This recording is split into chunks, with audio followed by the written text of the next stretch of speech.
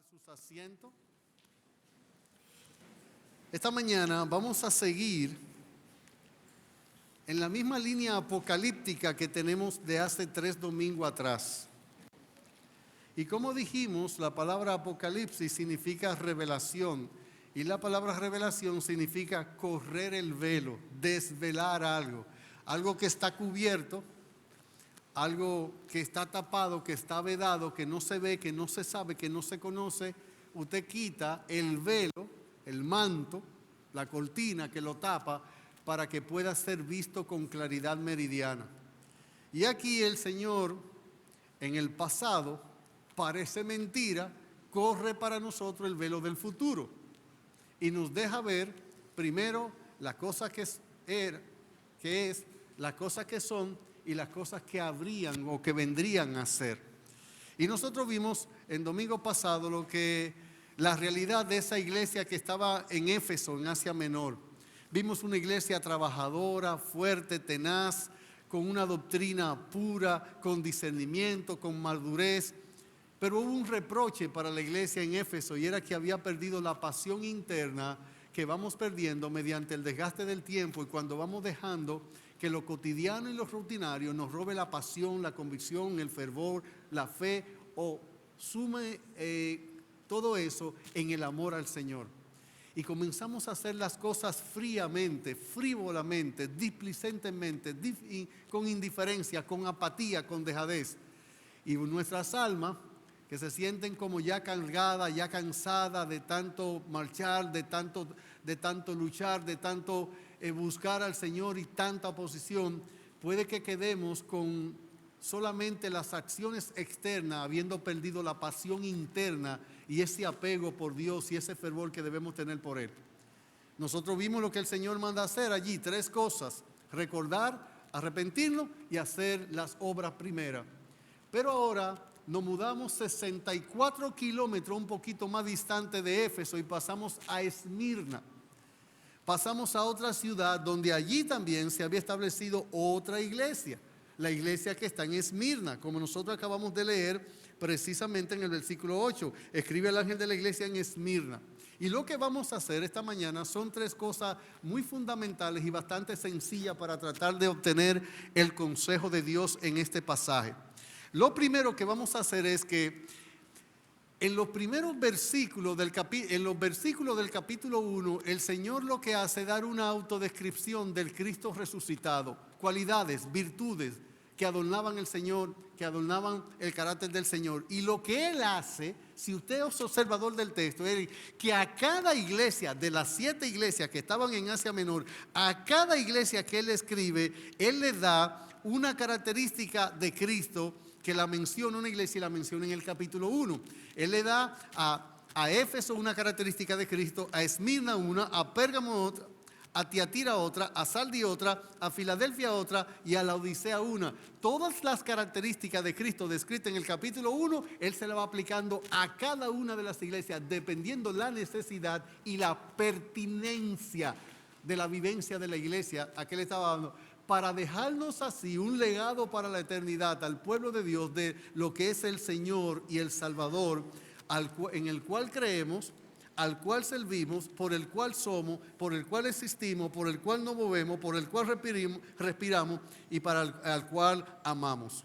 Vamos a ver las características de Cristo que se le destacan en esta iglesia en Esmirna.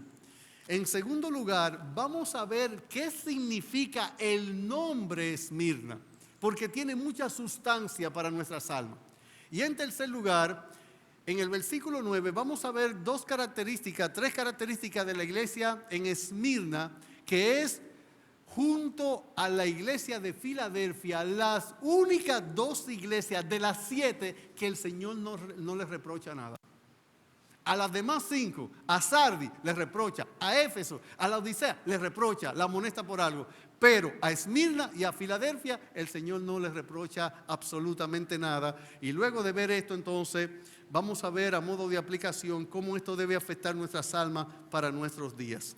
Bien, visto esto, veamos en primer lugar en Apocalipsis 2:8 la característica de Cristo que se le presentan a esta iglesia de Esmirna. si usted ve, dice, escribe al ángel de la iglesia en Esmirna, el primero y el postrero, el que estuvo muerto y vivió, dice esto. Miren qué característica tan extraña le dice el Señor Jesucristo a través del ángel a Juan para el pastor de Esmirna, para la iglesia de Esmirna, para la iglesia de la Romana en esta mañana. Él dice que quien le está escribiendo la carta es el primero y el postrero, el que estuvo muerto y vivió, dice esto. Si usted va conmigo al capítulo 1, versículo 17, capítulo 1, versículo 17, dice Juan: cuando le vi, caí como muerto a sus pies, y él puso su diestra sobre mí, diciendo: no tema, yo soy el primero y soy el último. Pero si usted se muda a Apocalipsis 22 conmigo, Apocalipsis capítulo 22, versículos 12 y 13, yo quiero que usted vea la insistencia del Señor en repetir estas cualidades que adornan su carácter. Mire lo que dice Apocalipsis 22, versículo 12, versículo 13. Y quiero hacer un énfasis en este pasaje de manera puntual. He aquí, yo vengo pronto, y mi galardón conmigo, para recompensar a cada uno según sus obras. Yo soy el alfa y la omega, el principio y el fin, el primero y el último. Aquí añade otras cosas. Allí era primero y último, pero aquí es alfa y omega. Y además de alfa y omega, también primero y último, principio y fin. El alfa es la primera letra del alfabeto griego. Y omega es la última letra, es como decir la A y la Z de nuestro alfabeto. Eso significa alfa y omega. Pero lo que yo quiero que usted vea es que el Señor se presenta aquí como el que es el primero, es el último, es el alfa, es la omega, es el principio y es el fin. ¿Qué es lo que el Señor nos está diciendo y le quiso decir a la iglesia en Esmirna y le está diciendo a la iglesia en la Romana y a todos los que escuchan este mensaje por cualquier medio que le pueda llegar? Cuando el Señor dice: yo soy el alfa, soy la omega, soy el principio, soy el fin, soy el primero y soy el último, Él está diciendo en pocas palabras: mira, yo soy tu Génesis y tu Apocalipsis. Yo soy tu porqué y tu porqué. Yo soy tu visión y tu misión. Yo soy tu causa y tu efecto. Yo soy tu primero y tu último. Yo soy tu razón y tu desrazón de la vida. Él está diciendo a una iglesia, ojo, porque esta iglesia, cuando veamos el contexto de esta iglesia en más detalle, el contexto histórico, vamos a darnos cuenta que esta iglesia estaba en una profunda pobreza, en una terrible, pero terrible persecución. Si usted vuelve conmigo a Apocalipsis capítulo 2, estaba siendo perseguida, estaban los hermanos siendo atribulados, encarcelados, y ellos estaban padeciendo muchas tribulaciones.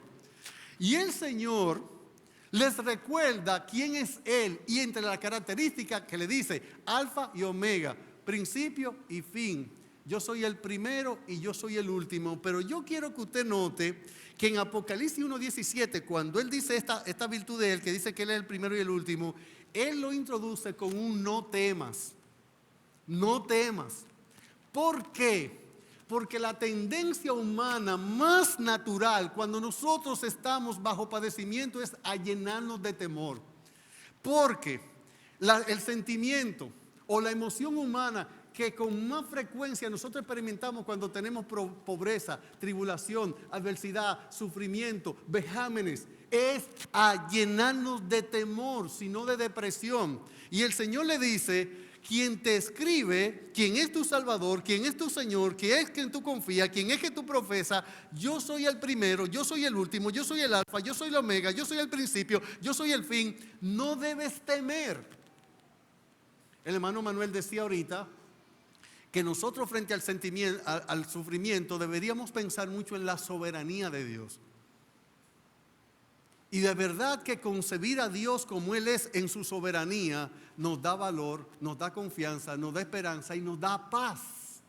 Si nosotros dejamos de ver esta característica del Señor, mira, no importa lo que esté pasando en tu vida, Él es la razón de tu vida. Como dije, Él es tu visión, pero Él es tu misión. Él es tu inicio, pero Él es tu final. Él es tu alfa, pero Él es tu omega. Él es tu causa, pero Él es tu efecto. Él es tu principio, principio, tu medio y tu fin. Cuando nosotros vemos la vida bajo este telescopio o microscopio, cuando nosotros vemos la vida bajo que nosotros dependemos, que lo que ocurre en nuestra vida, todo lo que pasa en mi vida aquí, Dios me lo prepara para el bien de mí.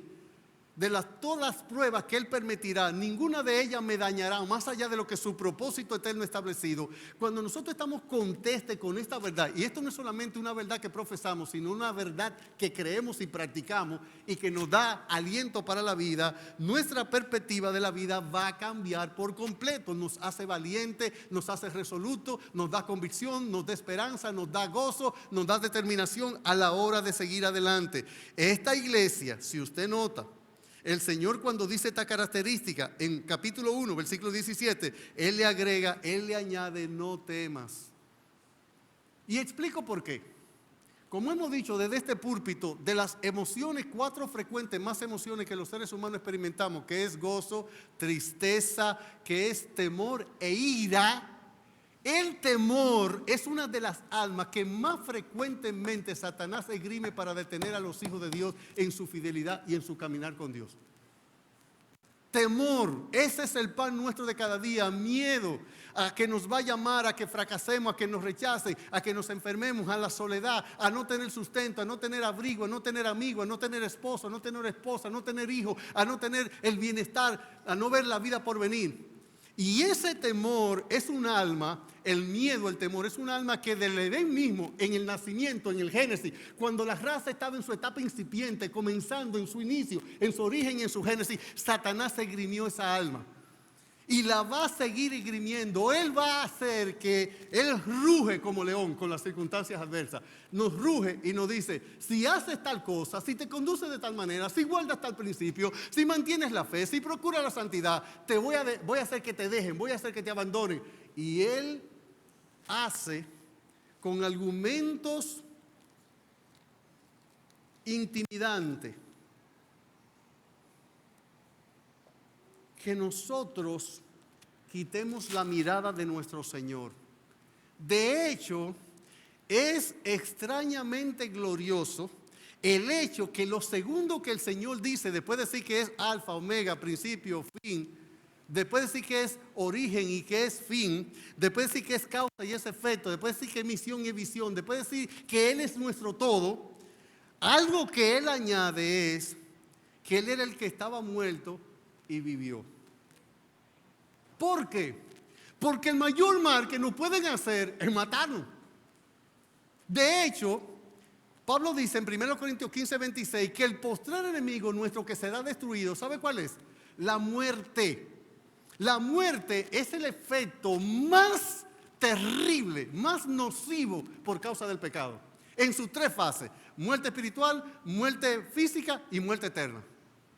En cualquiera de sus manifestaciones, la muerte es el mayor mal, es el mayor peligro, es la mayor causa de temor que los seres humanos experimentamos. El mayor mal, el mayor peligro, la peor consecuencia, el último enemigo que será vencido es la muerte.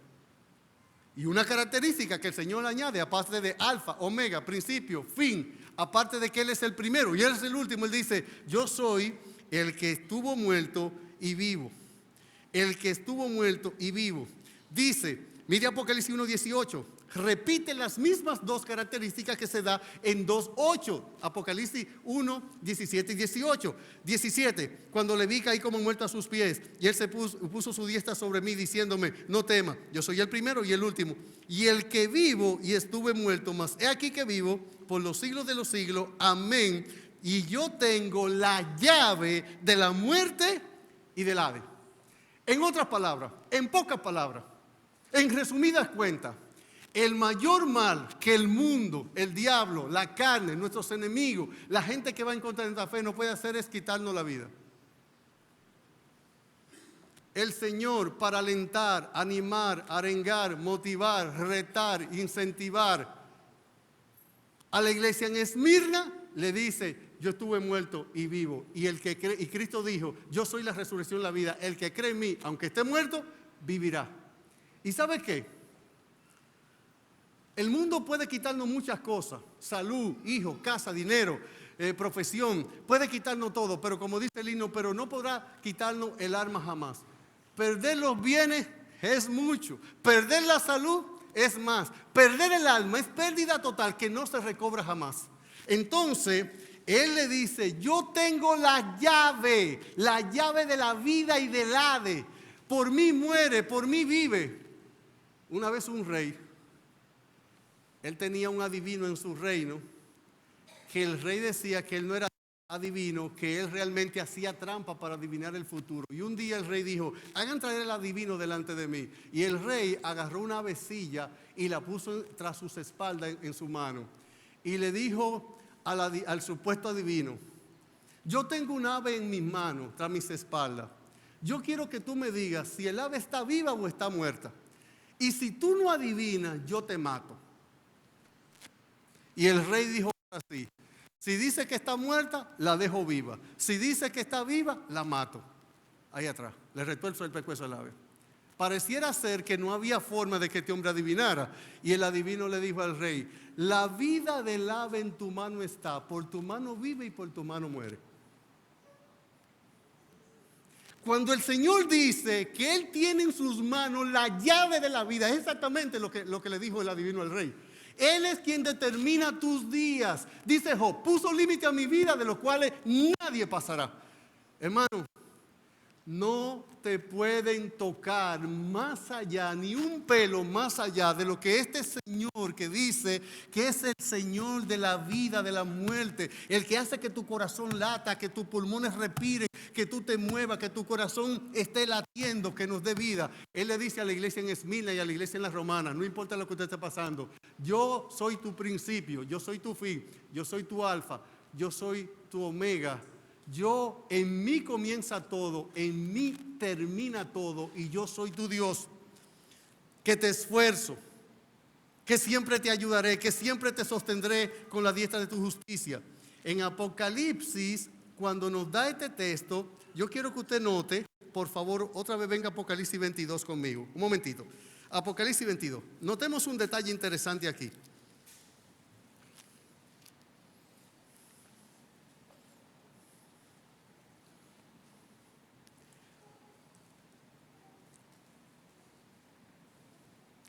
Aquí en Apocalipsis 22, el versículo 12 dice, aquí yo vengo pronto y mi galardón conmigo para recompensar a cada uno según sus obras. ¿A qué hace alusión el Señor aquí en este pasaje antes de decir en el 13 que Él es alfa, que Él es omega, que Él es el principio, que Él es el fin, que Él es el primero y el último? Él dice que Él viene para recompensar con galardón a cada uno según sus obras. Y aquí el Señor dice claramente en este pasaje, como nosotros podemos ver, que cuando Él venga ha de recompensar. Y estas recompensas eternas son lo que dan verdadera riqueza. Porque cuando veamos el versículo 9 vamos a ver que la iglesia en Esmirna estaba caracterizada. La palabra griega para pobreza en el original es cuando usted carece de las dos cosas más fundamentales para la vida, que son sustento y abrigo. Esa es la palabra griega. Es lo que parece en 2 Corintios 8, cuando habla de la iglesia en Macedonia, que habla de su profunda pobreza. Así es que, note por favor que el Señor, vuelva a Apocalipsis capítulo 2 conmigo. En el capítulo 1, versículo 18, dice, y el que vivo y estuve muerto, mas el que he aquí vive por los siglos de los siglos, y mete allí un amén. La palabra amén, cuando la pronunciamos nosotros, significa así sea. Es un anhelo, es un deseo de que algo se convierta en realidad. La palabra amén, cuando la pronuncia Dios, significa así es. Porque para Dios, Él es el único que llama las cosas que no son como si fuesen. Y para Dios no hay futuro. Dios vive en un eterno presente, pasado, presente y futuro. Hay para usted y para mí. Para Dios no. Dios Él cuando ordena una cosa, aunque se vaya a ejecutar 2000 años después, para Dios está consumada, porque no hay nada, porque no hay nadie que vaya a impedir que eso que Él proclamó, Dios no tiene deseos incumplidos. Dios no tiene eso. Él no tiene ningún deseo que Él no vaya a ejecutar y que Él no vaya a determinar. Así es que Él añade aquí un amén diciendo, lo que estoy diciendo no es así será, sino así es.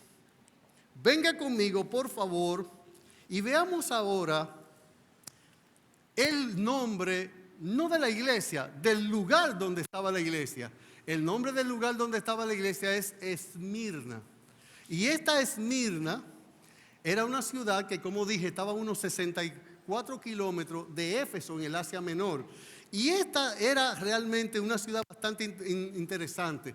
A Esmirna se le llamaba la corona, la rosa, la flor del Asia.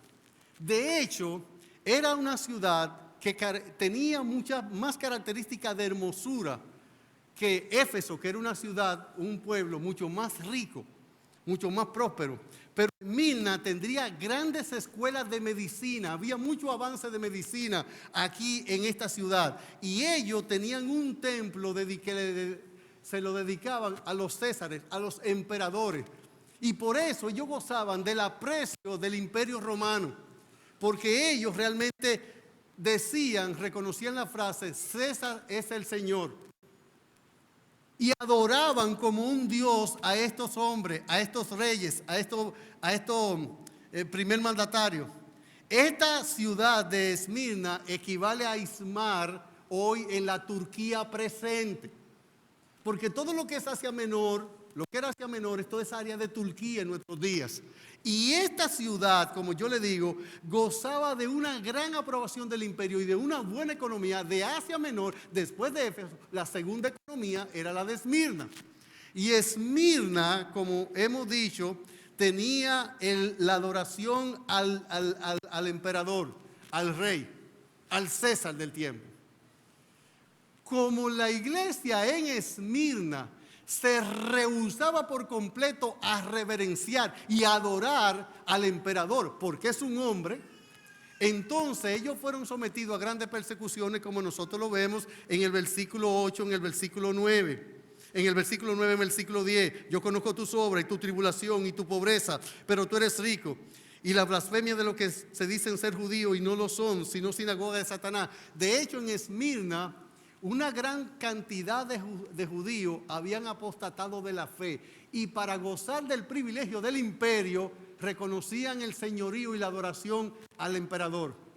Y esta iglesia en Esmirna, que se negaba a adorar a un hombre como Dios, entonces era objeto, como vamos a ver en el versículo 10, hasta de encarcelamiento. De hecho, algunos teólogos dicen que cuando dice 10 días se refiere a 10 emperadores romanos que iban a sucederse uno tras otro y que azotaron la iglesia de ese tiempo.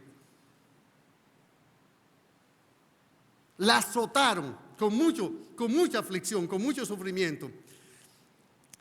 La palabra Esmirna significa mirra.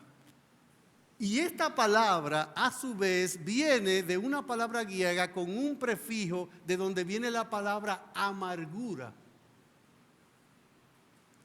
Y lo interesante de todo esto es, mis hermanos y amigos que en esta mañana nos visitan, que mirra, nosotros sabemos que la mirra, ¿verdad?, es una planta, pero lo increíble de esta planta es toda la utilidad y versatilidad en el uso. Por ejemplo, yo estuve rastreando un poco todo el uso de la mirra en la Biblia. Y déjeme decirle que la mirra es medicinal, se hace perfume. El aceite para la santa unción de los sacerdotes contenía mirra. Pero también la mirra se usaba para embalsamar a los muertos. Cristo fue embalsamado con mirra. Fue una de las cosas que trajo Nicodemo. Pero también era algo de tal precio y aprecio que se daba como presente a los reyes. ¿Usted recuerda las 3 cosas que le trajeron los magos al Señor? Entre ellos estaba la mirra. Pero la mirra también es un ungüento que se ponía para sanar. Pero las mujeres usaban la mirra para su purificación. O sea, que con la mirra usted tenía medicina, perfume, aceite para la unción, aceite para la purificación, para embalsamar los muertos, para regalo y un ungüento en sentido general. Yo he titulado este sermón, Esmirna, la mirra de Dios. Porque una iglesia del cual se puede hablar según el versículo 9, que tiene tribulación, que tiene pobreza, que va a ser que está siendo encarcelada, que está enfrentando las sinagogas de Satanás, que está enfrentando al emperador de su tiempo, que el diablo se está ensañando contra ella y Dios la está probando en todo este proceso. Una iglesia que carecía, al contrario de la Odisea. ¿Qué dice aquí de la Odisea? Mira el capítulo 3 conmigo, versículo 17, por favor. De Esmirna habla de su pobreza. Sin embargo, de la iglesia en la Odisea, dice en el versículo 17 del capítulo 3, porque tú dices, yo soy rico y me he enriquecido y de ninguna cosa tengo necesidad, y no sabes que tú eres un desventurado, miserable, pobre, ciego y desnudo. Mírenlo ahí. Sin embargo, a Esmirna, la mirra de Dios, esa iglesia que con poca fuerza, con pocos recursos, con aflicción, con cárceles, con adversidad, con un imperio en contra, Dios, cuando quería usarla como un ungüento, ahí estaba la iglesia en Esmirna, ahí estaba la mirra de Dios. Cuando Dios quería usar a Esmirna para embalsamar un muerto de él, para mandarlo ruta a la gloria, ahí estaba. Cuando querían ungir un sacerdote, Esmirna, es mirra en la mano de Dios. Esmirna es medicina, es perfume, es aceite, es purificación, es bálsamo, es regalo, es ungüento. Parece mentira. Nunca creamos que la gloria de Dios, el poder de Dios, la obra de Dios se va a llevar a cabo cuando nosotros gozamos de mayor cantidad de bienes o de mayor cantidad de bienestar. La gloria de Dios, el propósito de Dios, los arcanos de Dios, los secretos de Dios, todo lo que Dios hace. Yo tengo por costumbre decirle a Dios algunas veces cuando oro que yo soy el hombre perfecto para que Él pueda hacer su obra. Pero esto yo lo digo por la razón inversa a lo que usted está pensando.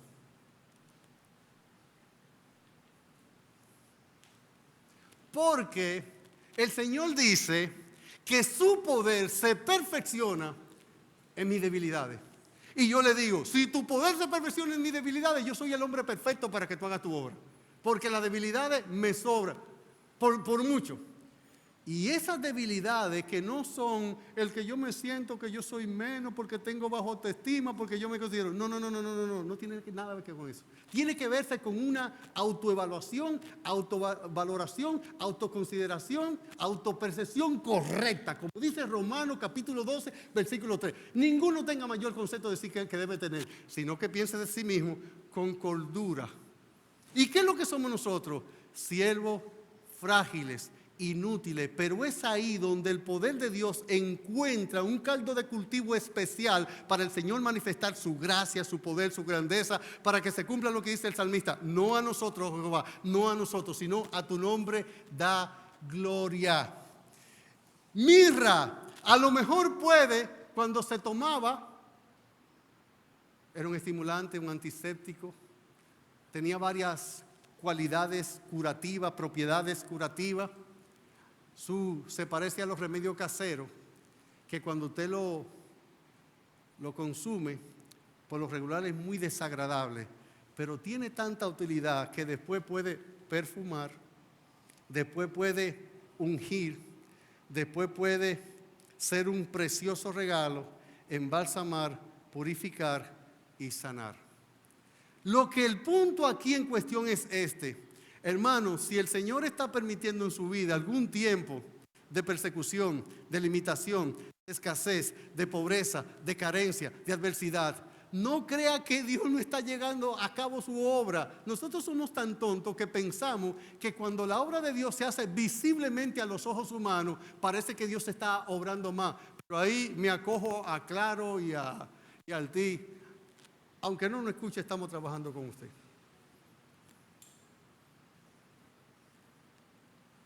Sí, como dice el himno, cuando Él permanece en silencio es porque Dios está trabajando.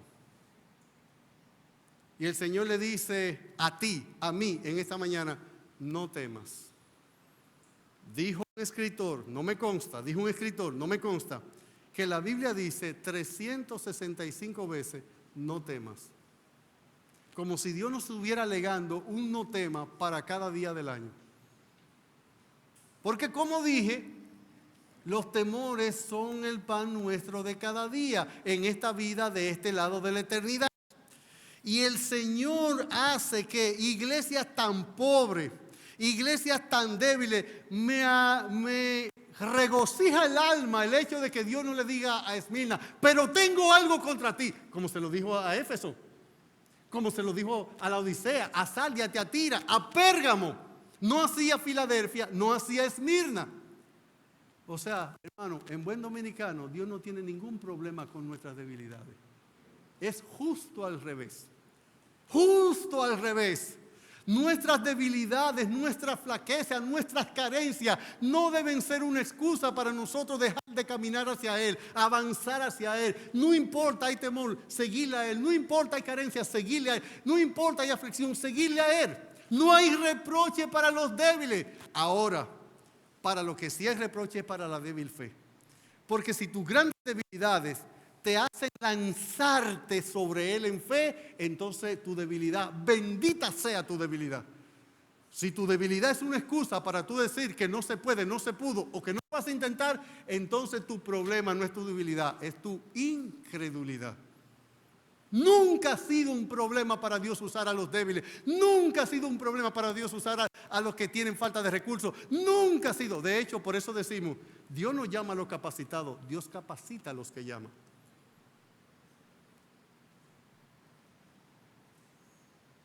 Como dice Pablo, para que el que se gloríe, gloríese en el Señor.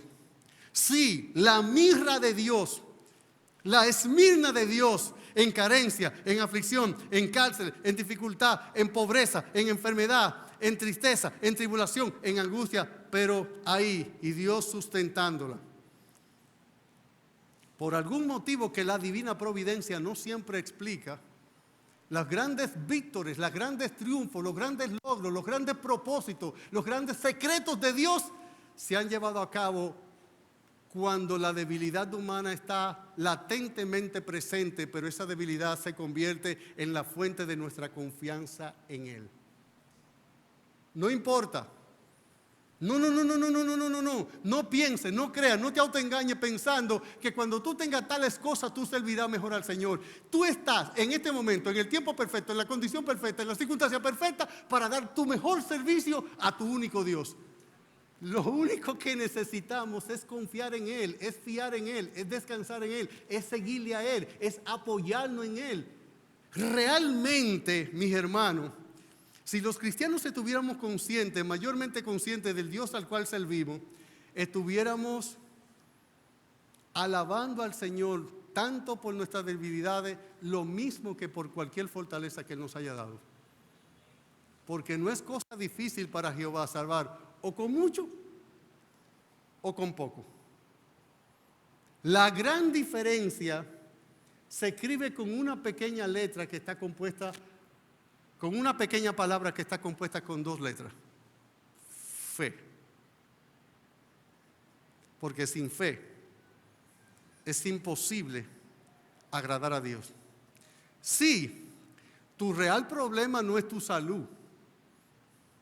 Pero tu real problema no es tu esposo, ni tu esposa, ni tu jefe, ni tus hijos, ni tu carencia. No es tampoco tu circunstancia. No es tampoco que alguien que debió ayudarte te falló.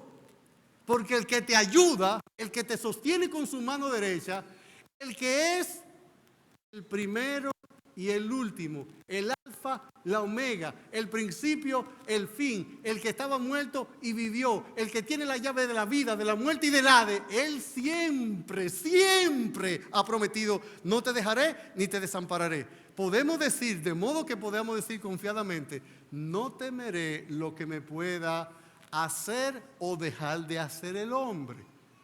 Esta mañana, enseñando sobre las finanzas bíblicas, las finanzas en el hogar, sentábamos un principio. El principio de la mayordomía, que descansa sobre el hecho de que Dios es quien me provee todo lo que tengo. ¿Cuánta libertad le da al alma humana saberse provisto de Dios, saberse protegido de Dios, saberse acompañado de Dios? Te quita celo, te quita tristeza, te quita temor, te quita inseguridad, te quita el tener que tumbarle el polvo a tu jefe o pensar que tú dependes de que algún hombre deje de hacer algo, no haga algo, porque tu bienestar o tu sueldo, tu salario, tu posición o tu salud depende del hombre.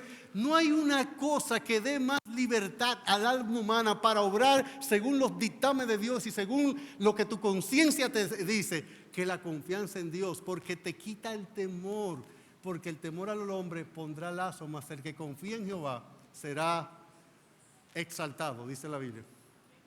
Sí, Esmirna, poca fuerza, mucha tribulación, cárcel, carecía de lo fundamental para un sustento digno de la vida, pero el Señor le dice, ve lo que le dice aquí entre paréntesis en el versículo 9: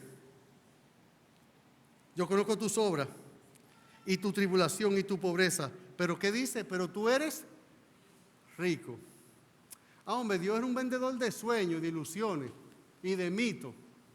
Usted le va a decir a una gente que no tiene dónde acostarse, que usted va a decir que usted es rico. ¿Rico en qué? ¿Rico de qué?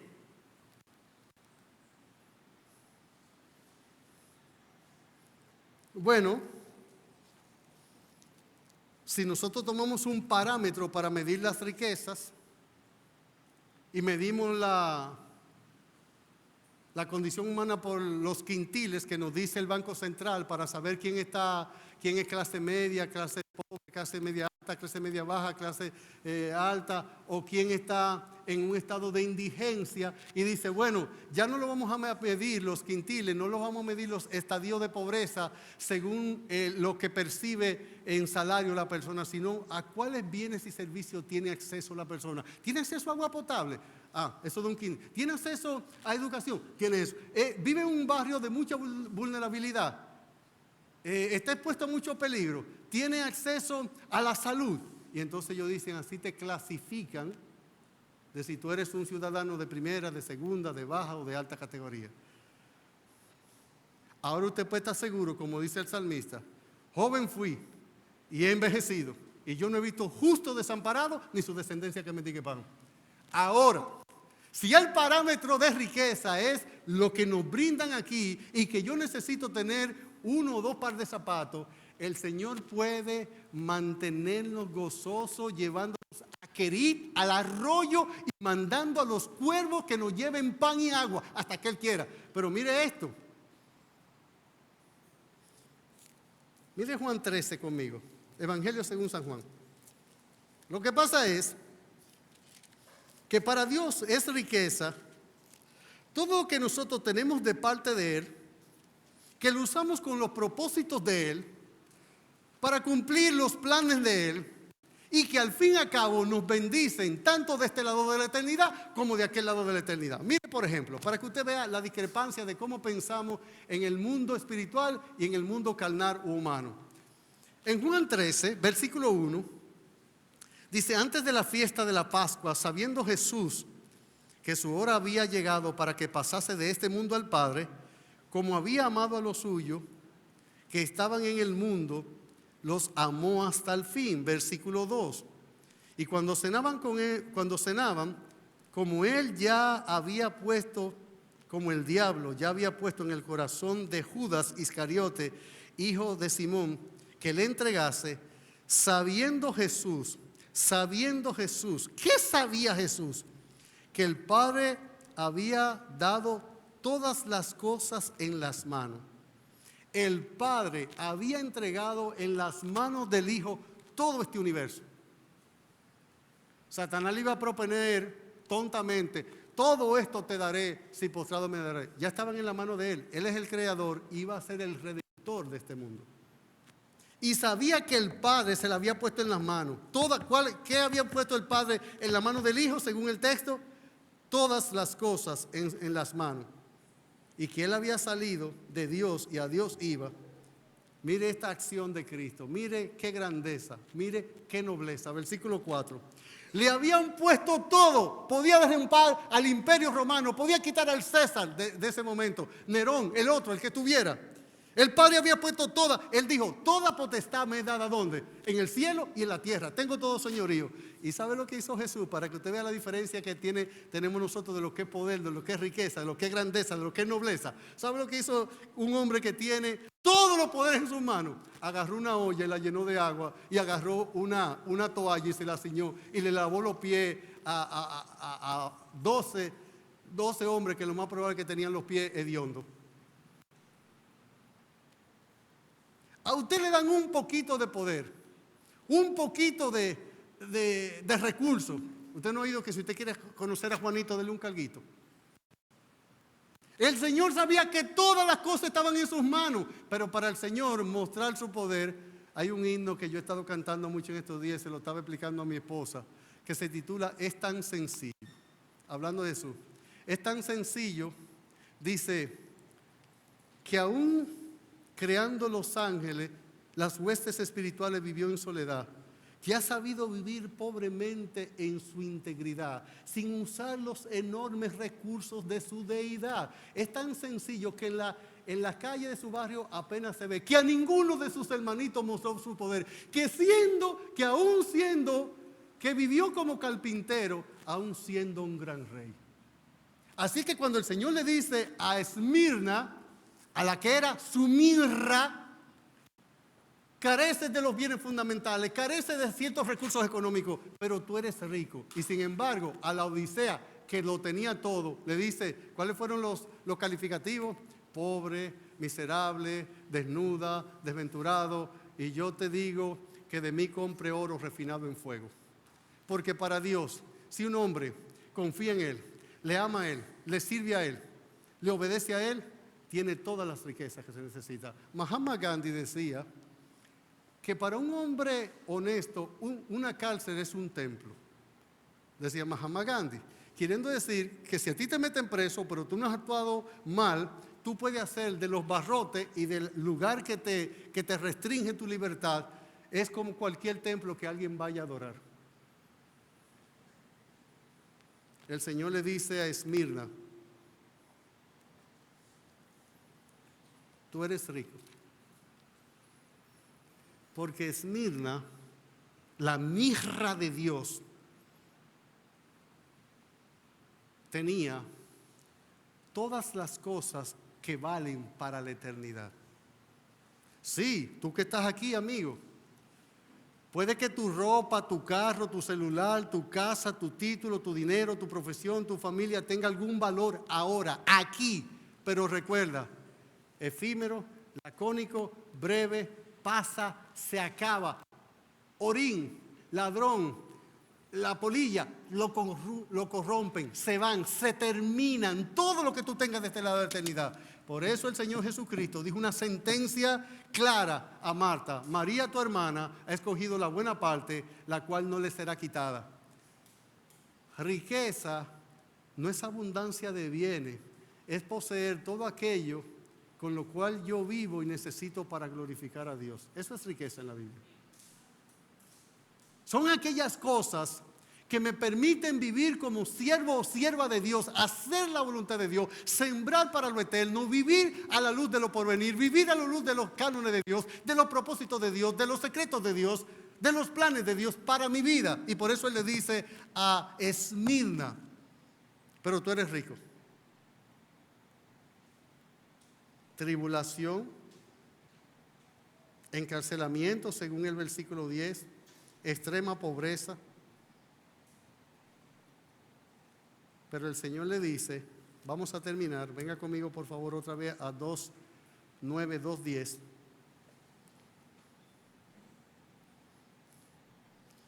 Otra vez el mismo consuelo en el versículo 9 que da a todas las iglesias y a la vez la misma advertencia. Y el consuelo es: yo conozco tus obras.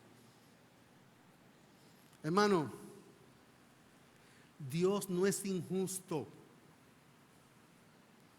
Hay una parábola por ahí, de la parábola del hombre que fue a contratar trabajadores y lo contrató en diferentes horarios del día. Y algunos que trabajaron más y que recibieron la misma paga, se comenzaron a quejar del amo, porque gente que trabajó menos horas, él le pagó igual. Pero no era que le estaba pagando menos de lo que merecían al que trabajó todas las horas. Él acordó con ellos previamente el precio del jornal y acordaron en un denario, que era lo que se pagaba por una jornada de trabajo al día. Sin embargo, él quiso a gente que no trabajó toda la jornada del día darle el mismo pago. Y comenzaron a hacerle una huelga. Los que recibieron su pago justo, pero que trabajaron más horas, pero recibieron su pago justo, y al final él le dice: o tú tienes envidia de mí porque yo soy bueno, o yo no puedo hacer con lo mío lo que quiero. Y la exégesis sintetizada de esa parábola es: Dios es siempre, siempre, siempre, siempre, siempre, siempre, siempre justo, pero Dios es libre, libre, libre, libre, libre para Él bendecir al que Él quiera. Tú lo que nunca vas a poder decir de Dios: Dios fue injusto conmigo, yo me merecía esto y me dio lo contrario. Mire, eso nunca va a pasar. Ahora, si Dios en su bondad quiere, en su misericordia, dar algo a alguien que no se merece, ¿quién eres tú para que alterques con Dios? Así que, hermano mío, a ti mis palabras o la palabra del Señor ahora, en este momento, a modo de aplicación. Yo no sé qué está pasando en tu vida en este momento. Puede que algunas cosas que tú pides oración o que en consejería pastoral yo conozco, pero la profundidad de tu tristeza, de tu pena, de tu temor, mayormente la conoce tú mismo, tu propio corazón y tu Señor. A esta iglesia en Esmirna, que estaba sufriendo escasez, cárcel, persecución, trabajo forzado o negación de trabajo. Qué duro es para ver una mamá y un papá no proveerle las cosas necesarias para la vida a un hijo. Eso quiebra el corazón de cualquier mamá o de cualquier papá fiel. Y nosotros podemos erguir la mirada, levantar la mirada como si fuera con un cuestionamiento a la divina providencia o a la soberanía de Dios, y le preguntamos por qué el Señor lo permite, sobre todo si usted entiende que han dado en integridad, en fidelidad, que usted ha servido y amado al Señor. Pero yo te quiero recordar, quiero recordar para todos los aquí presentes y los ausentes que nos ven por los medios de comunicación que salimos. El Señor nunca es injusto, no olvida lo suyo. El Señor no es ese amigo del ejército que deja su amigo herido en el campo de batalla. Él no abandona lo suyo, la historia lo atestigua, la Sagrada Escritura lo corrobora. El testimonio de cualquiera persona fiel se puede parar ante cualquier demanda de los hombres para cuestionar la integridad en la fidelidad de Dios, y sea Dios veraz y todo hombre mentiroso. Ahora, lo que pasa es que el reloj tuyo y el de Dios nunca están en la misma hora. Son las 11:56 de la mañana. En tu alma, por la premura que tú tienes de salir de esa aflicción, son las 12 de la noche y tu alma está en vela. 12 del mediodía, 12 de la noche. 12 horas de diferencia entre el reloj tuyo y el reloj de Dios. Y cuando Dios dice espera, usted desespera. Y cuando Dios dice confía, usted duda. Y cuando Dios dice mantente firme, usted vacila. Él es tu alfa, tu omega, tu principio, tu fin, tu primero, tu último, tu causa, tu efecto, tu visión, tu misión. Él es nuestro todo. Y Él ha empeñado su palabra fiel diciendo, no te dejaré, no te desampararé. No hay nada en este mundo, como dice Pablo, ni la muerte, ni la vida, ni principado, ni potestades, ni escasez, ni abundancia, ni peligro, ni espada, ni persecución, que nos pueda separar del amor de Dios que es en Cristo Jesús, Señor nuestro. Solo te mantendrá en el crisol de la prueba el tiempo justamente necesario para quitar del oro de tu alma cualquier impureza que no deje brillar la gloria de ti en él. Una vez, esa gloria resplandezca como el sol en su cenit, no hay por qué mantener la aflicción. Dice Job 42, y quitó Jehová la aflicción de Job, y lo bendijo más en su estado postrero que lo que había tenido en su estado primero. Yo estoy parafraseando el texto. No le estoy citando con exactitud. Así es que, dime, ¿cuál es tu pena?